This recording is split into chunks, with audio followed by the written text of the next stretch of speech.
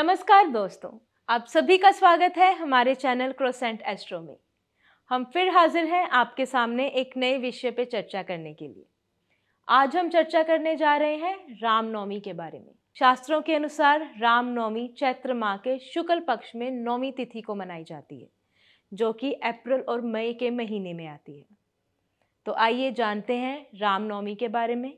और इस विषय पे चर्चा करने के लिए हमारे साथ मौजूद हैं डॉक्टर राजवीर शास्त्री जी। स्वागत है शास्त्री जी आपका। धन्यवाद। शास्त्री जी, आप हमें बताइए कि रामनवमी क्या है और इस दिन हुआ क्या था।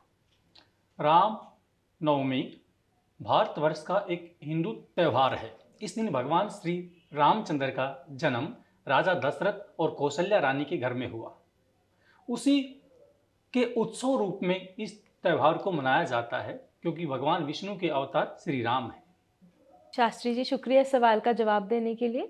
शास्त्री जी, जैसे कि आपको पता है, हम सब जानते हैं कि हर पूर्व या हर त्योहार के पीछे कोई कहानी और कथा होती है। तो रामनवमी के पीछे की क्या कथा है? राम नवमी की यदि हम कथा की बात करें तो मूल रूप से श्री रामचंद्र का जन्म दिवस है।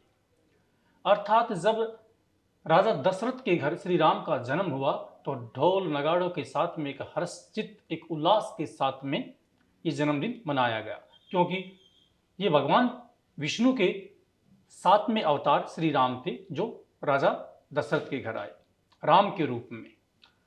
और इन्होंने हमेशा अपने प्रत्येक पहलू से एक माध्यम स्थापित किया कि मैं सामने वाले को या इस समाज को किस प्रकार की शिक्षा दूं। उन्हें मर्यादा पुरुषोत्तम कहा गया, उन्हें पुरुषोत्तम कहा गया, पुरुषों में जो उत्तम है, मर्यादा का जो अनुसरण करने वाले हैं। यद्यपि हम आज के युग की बात करें, एक बार राजा दशरथ ने ये कहा, राम इस गद्दी के ऊपर आप नहीं बैठोगे, आपका राज्य अभिषेक रोक दिया गया है, वनवास में जाना पड़ेगा। श्री राम ने एक बार भी अपने पिता की बात को नहीं नकारा। सहर्ष वल्कल वस्त्र धारण कर कर राजा जनक की पुत्री सीता और भाई लक्ष्मण के साथ वनवास में चले गए। तो ये प्रेरणा देता है कि अपने माता पिता, अपने बड़ों के प्रति श्री राम ने किस प्रकार मर्यादा का अनुपालन किया और इस समाज को और आधुनिक युग को ये संदेश दिया कि जब भी हमारा कल्याण है, अर्थात जीवन में किसी प्रकार का कोई अच्छा होने वाला है, वो बड़ों की बात को स्वीकार करने में ही होता है। जी शास्त्री जी, जैसे अभी आपने कथा बताई हमें रामनवमी के बारे में। शास्त्री जी, एक तो थी रामनवमी और एक थी महानवमी, दोनों में अंतर क्या है? राम नवमी के बारे में हम आपको पहले भी इस कथन का चर्चा कर चुके हैं। अर्थात इस दिन श्री राम का जन्म हुआ तो हम राम नवमी मनाने लगे। अब प्रश्न ये उत्पन्न होता कि महानवमी क्या होती है। जिस प्रकार से माँ दुर्गा के नवरात्रों का त्यौहार आता है, अष्टमी में कन्या पूजन होता है, कन्याओं को भोजन प्रसाद खिलाया जाता है, उसी क्रम में अष्टमी के पश्चात जो नवमी आती है उसे महानवमी कहा जाता है, जिसका श्री राम और माँ दुर्गा के साथ साक्षात संबंध है। क्योंकि माता ने महिषासुर नाम के राक्षस का वध कर उसके बाद में अपने रूप अर्थात पाप को धरती से मिटाकर पुण्य को फलीभूत करते हुए अपने रूप को वहां प्रकट किया, अर्थात एक ऐसा संदेश उत्पन्न किया है कि पाप करने वाले, दुराचारी, दुर्व्यवहारी, अर्थात स्वयं की मनोवृत्ति से नारी का सम्मान न करने वाले ऐसे राक्षसों को इस लोक में रहने की कोई आवश्यकता नहीं। माता ने उन सब का वध किया और ये संदेश दिया। उस स्थान पर हम महानवमी मानते हैं, माँ दुर्गा से संबंधित। और नवमी का जो हम चैत्र मास में शुक्ल पक्ष की नवमी तिथि में श्री राम जी का जन्म मनाते हैं, वो हमारा नवमी अर्थात राम नवमी के नाम से प्रसिद्ध है। ये हुआ महानवमी और श्री राम नवमी के बीच में अंतर। शास्त्री जी, हमारी भारतीय संस्कृति में जितने भी त्योहार आते हैं वो किसी भी तरीके की पूजा के बिना अधूरे हैं। तो हम आपसे ये जानना चाहते हैं कि रामनवमी के दिन हम किस तरीके से, किस विधि से पूजा करते हैं? भगवान श्री राम, माता सीता, लक्ष्मण, हनुमान जी की प्रतिमा अपने घर के मंदिर में स्थापित करें। पूर्व दिशा या उत्तर दिशा में ही वो प्रतिमाएं स्थापित की जाएं। फल फूल अर्घ दूध घी शहद चरणामृत गंगा जल धूप दीप सुपारी श्रीफल केला सेब विभिन्न प्रकार का फलाहार, इस सारी सामग्री को एकत्रित कर कर भगवान श्री राम का घर में मंडप सजाया जाए। रामचरितमानस या रामायण का पाठ भी हम कर सकते हैं, या हनुमान चालीसा का पाठ भी घर में किया जाए, सुंदरकांड का पाठ घर में की जाए, इस विधि से ये पूजा की जाए, क्योंकि श्री रामचंद्र प्रत्येक अपने पहलू से समाज को शिक्षा देना चाहते हैं।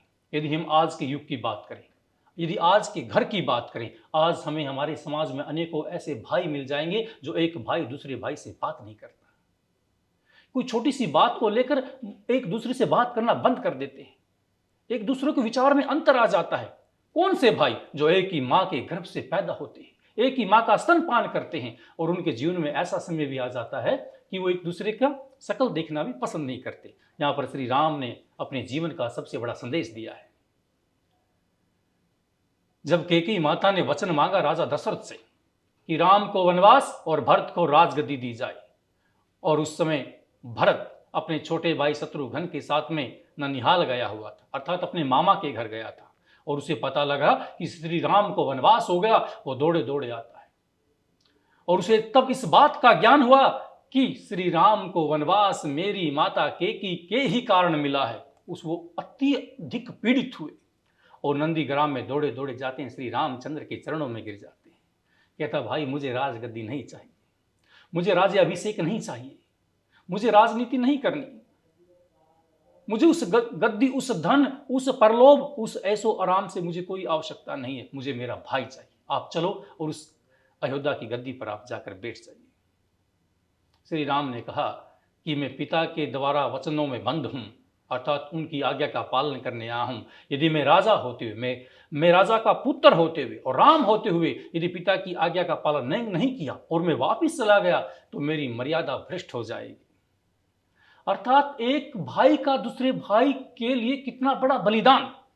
भरत ने क्या किया, श्री राम की पादुका लेकर चला, उनकी पादुकाएं लेकर और राज सिंहासन गद्दी पे रख दी और आप नीचे बैठ गए। कहता है, जब तक मेरे भाई वनवास काटकर अयोध्या नहीं लौटते तब तक उनकी पादुकाएं, उनके चरण चिन्ह ये अयोध्या के ऊपर राज करेंगे।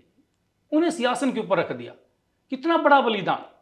एक भाई दूसरे भाई के लिए सब कुछ छोड़ने के लिए तत्पर है। ऐसा भाव आधुनिक युग में हमारे परिवारों, हमारे समाज, हमारे लोगों को बताने की और उनके अंदर संस्कार उत्पन्न करने की जरूरत है। क्यों? क्योंकि धन, पैसा कोई भी ऐसी वस्तु नहीं है जो हमारे प्रेम को, हमारे आपसी संबंधों और हमारे रिश्तों से ज़्यादा बड़ी हो सकती है। सब नश्वर है। कोई साथ में चलने की कोई वस्तु है तो कोई सिद्धि है, वो श्री राम के द्वारा दिया गया अपनों के प्रति प्रेम है, वो उसकी मर्यादा है।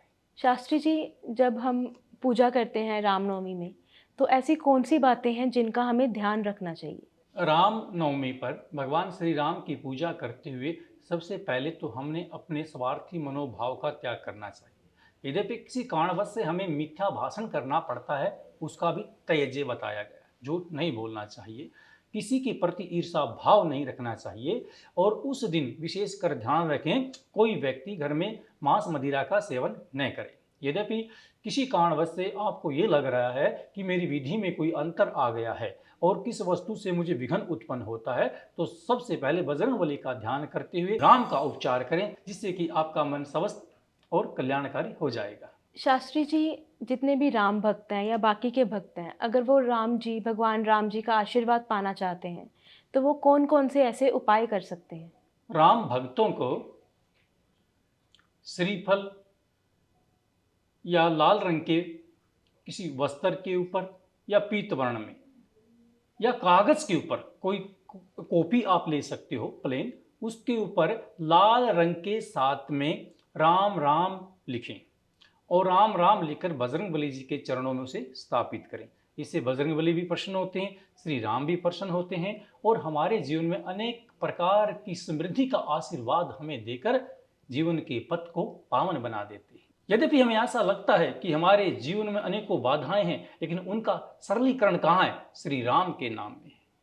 रामायण, राम प्लस आयन, दो शब्दों के निर्माण से रामायण बना। कहने का अभिप्राय क्या? राम का मार्ग ही रामायण है। कहना चाहते हैं कि प्रत्येक व्यक्ति को राम का ही मार्ग अपनाना चाहिए, अर्थात अपनी मर्यादा का पालन करना चाहिए। जिसने अपनी प्रजा, अपने समाज, अपनी नगरी की रक्षा करने के लिए अपनी पत्नी का भी परित्याग कर दिया।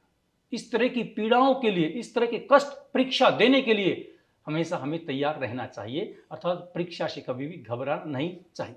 वो किसी भी पड़ाव की परीक्षा हो सकती है।